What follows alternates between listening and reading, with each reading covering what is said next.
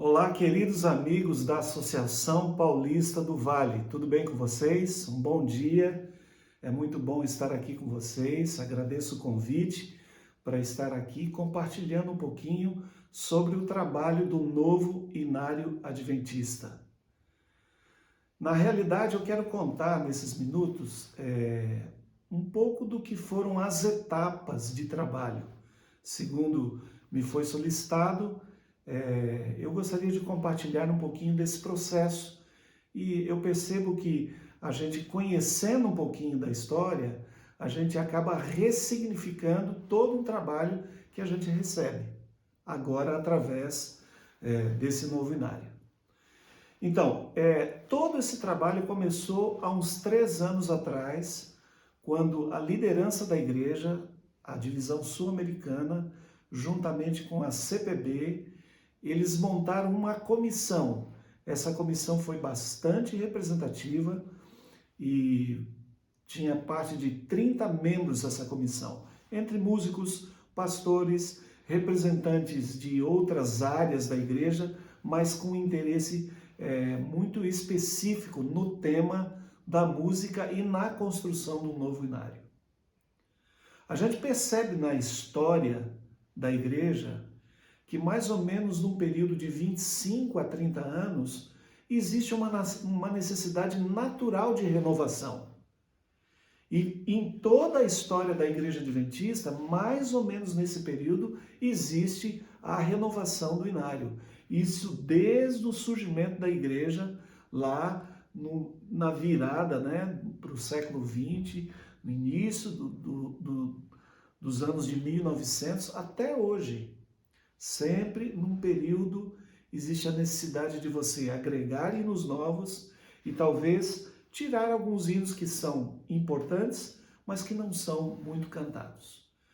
Então essa comissão teve inicialmente o objetivo de avaliar todo esse trabalho, se realmente esse era o foco. Eu lembro que tivemos algumas reuniões de discussão sobre a relevância desse projeto. E aí então se decidiu partir para o trabalho. Uma das primeiras tarefas foi fazer uma avaliação daquilo que a igreja canta. É lógico que a natureza ou as características das igrejas são diferentes. Você tem igrejas maiores, você tem igrejas menores, você tem igrejas talvez um pouco mais elitizadas, outras igrejas mais simples. Então o repertório não é comum. Mas mesmo dentro dessa realidade muito diversa, nós tentamos como comissão encontrar um caminho comum. Então foi feita toda uma tabulação de hinos que foram escolhidos para serem retirados. Não porque não exista beleza nesses hinos, mas que por talvez numa época atual ou no momento de uma nova geração, esses hinos já não estão sendo tão absorvidos ou perdem um pouco a sua função por não serem cantados. Então, esse trabalho foi feito por todos os membros da comissão e aí nós chegamos a uma primeira versão dos hinos mais votados que deveriam sair. Lógico que essa lista, ao longo desses 3 anos, ela teve muitas alterações, porque foi muita coisa que foi decidida nesse processo todo. Outra coisa que foi pensado no início dos trabalhos, mais ou menos a quantidade de hinos que deveríamos ter no novo inário. E aí, no Inário Adventista, que se encerrou agora, nós temos 610 hinos. E então a proposta era que ficássemos entre 500 e 600 hinos, pensando que 600 hinos já é um número muito grande. Às vezes a igreja não consegue cantar 200, 300 hinos desse compêndio. Então nós partimos com esse ideal, de ter um inário entre 500 e 600 hinos. Outra coisa que já se pensou lá no início, o inário deveria ou deve contemplar todo o movimento da igreja, ou todas as faixas etárias da igreja. E uma faixa importantíssima é a fase inicial, as nossas crianças, os nossos juvenis e adolescentes. Então, já foi pensado nesse início que nós deveríamos ter um inário infantil dentro do inário. Então, depois disso, se trabalhou o pensamento de que era muito difícil você trabalhar o tempo todo com uma comissão tão grande. Pessoas vindo de todos os lugares do Brasil, de vários campos da igreja, é difícil você reunir esse grupo todo. Então, foram votadas comissões menores.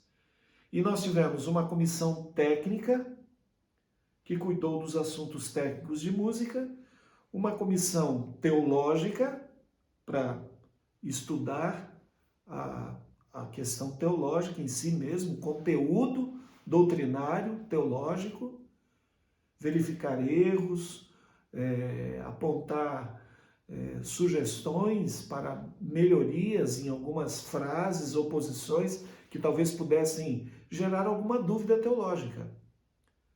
A comissão de letra, para fazer a revisão da parte ortográfica e da parte de palavras que acabaram se tornando arcaicas, ou uso de expressões que acabavam gerando cacófatos, né? A soma de palavras que dava origem a uma expressão com má interpretação, poderia gerar má interpretação. Então essa comissão teve esse trabalho. E então essas comissões começaram a trabalhar. Eu fiz parte da comissão técnica. Vou falar um pouquinho sobre ela.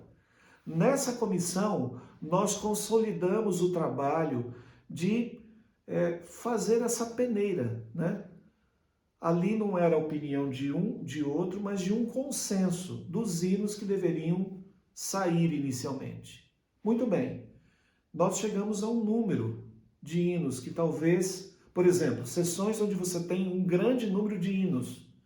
Então você pode retirar alguns que não são mais cantados por uma geração mais atual.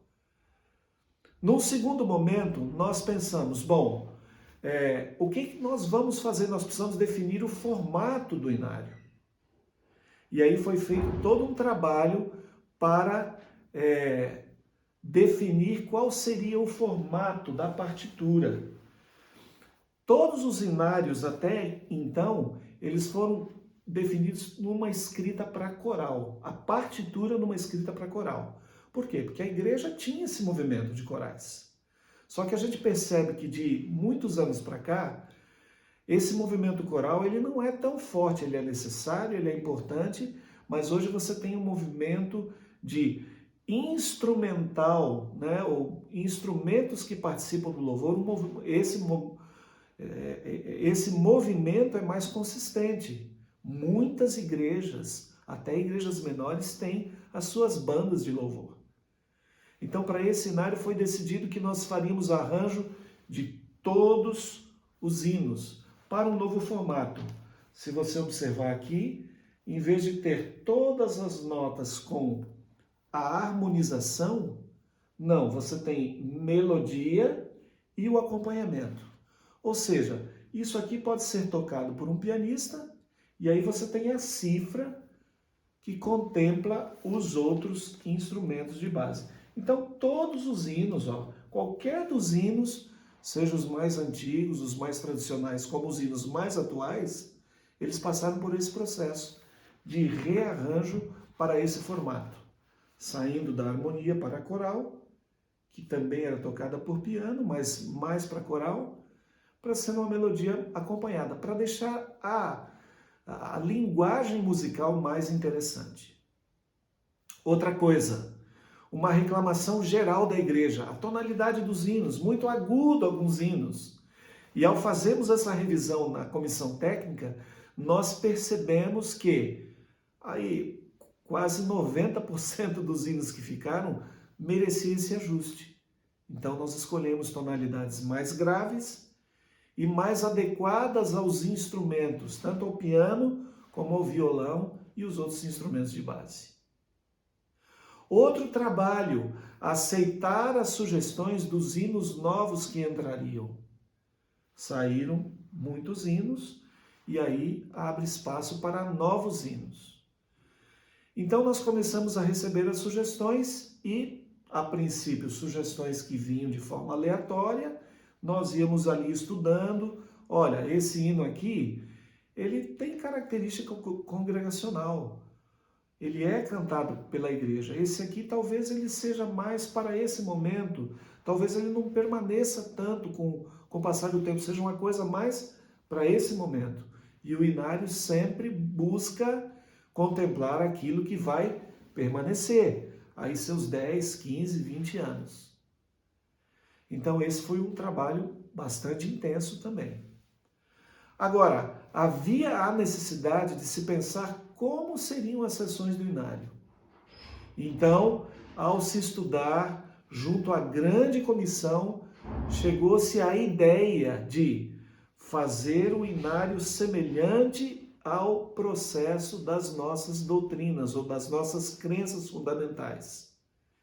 E ao você olhar o inário novo, você vai perceber que isso foi contemplado à risca. O inário segue a sessão que é estabelecida para as nossas crenças fundamentais. Ao fazer essa análise e a observação de que deveríamos fazer nesse critério, nós percebemos que algumas sessões eram ricas, muitos hinos, muita opção, mas algumas não tínhamos tanta possibilidade assim. Algumas outras quase nulas de possibilidade de hinos. Então, algo que nós temos para o novo inário inédito é a presença, primeiro, grande número de compositores nacionais, compositores brasileiros, música da nossa época, música que foi consolidada nesses últimos anos no CDJA, nos CDs de adoração, e agora eles são contemplados no inário. A igreja reconhece que o valor desses hinos, né? Hinos de grupos, né? Arautos do Rei, vários outros grupos solistas, hinos que foram inicialmente preparados para os grupos ou para os solistas. Mas a igreja abraçou esses hinos e acaba cantando, e isso acaba se tornando parte do repertório desse momento. Então esses hinos foram agregados, um grande número de hinos de compositores brasileiros. Segundo ponto, para atender essa deficiência em algumas áreas, foram encomendadas de vários compositores composições novas sobre temas específicos. O juízo, um ou outro hino sobre o sábado, Nova Terra, Santuário, sessões que tinham poucas opções, então alguns hinos inéditos aparecem no novo inário. Tudo isso foi trabalhado na comissão técnica, além do trabalho da comissão teológica e da comissão de letra. E depois que tivemos o material todo concluído, levamos à apreciação da grande comissão, para que fosse votado e então nós poderíamos avançar. Bom, uma segunda fase desse, ou talvez uma terceira fase, né? Nós estamos falando aqui, segunda fase. Vamos tentar trazer de forma bem didática aqui. Primeiro, todo o trabalho das comissões. Aí vamos partir para a prática. Então, agora a gente teria que fazer os arranjos das partituras para o novo inário. Esse foi um trabalho dividido entre muitos músicos no Brasil, músicos competentes. Eu, particularmente, tive a oportunidade de fazer quase 300 hinos, arranjo de quase 300 hinos do novo inário, mais cerca de 290. Mas muitos outros músicos participaram, não foi só a minha participação. Se você for olhar lá no inário, você vai ver a participação de muitas pessoas conhecidas, amigos nossos, né, que trabalharam no processo. Tendo esse material pronto, a partitura, então vem a terceira etapa do processo, que é o processo de gravação. E nessa etapa eu tive uma atuação muito direta, porque nós fizemos a proposta para a igreja de parceria, pensando que o UNASP tem uma boa estrutura para poder fazer esse trabalho. Então a igreja entendeu que deveria fazer parceria com o NASP e então nós dedicamos ainda um tempo recorde, também com a participação de muita gente, para fazer essas gravações. Algumas subetapas aí. Bom, o arranjo que está no inário, ele não é apropriado para a gravação, porque na gravação você não tem só os instrumentos de base, não tem só o piano, ou o violão, ou o contrabaixo. Na gravação foram definidas 10 formações orquestrais, orquestra completa, cordas, metais, madeiras, formações menores. Então, tudo isso a gente teve que pegar a partitura que já estava arranjada para o inário e fazer agora uma adaptação para a orquestra. Então, isso foi um trabalho longo. Aí, tendo esse material pronto, vamos partir para a gravação. Então, a gente fazia por blocos. Então, numa primeira semana, nós organizávamos uma sessão de hinos para gravar a parte de base, piano, violão, contrabaixo. Então gravava lá um lote de hinos.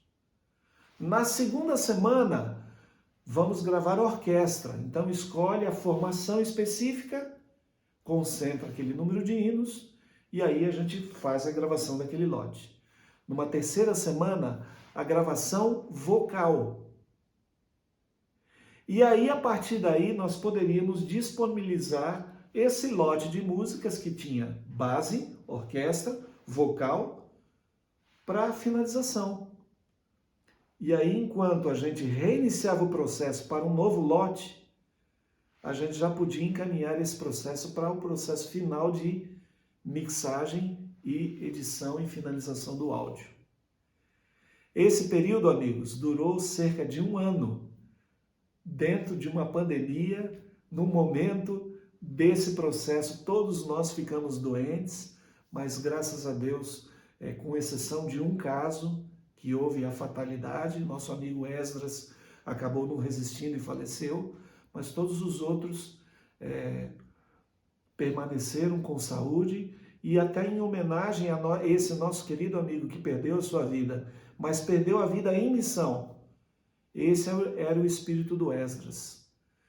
Nós continuamos, até em homenagem a esse nosso amigo, continuamos a fazer o trabalho.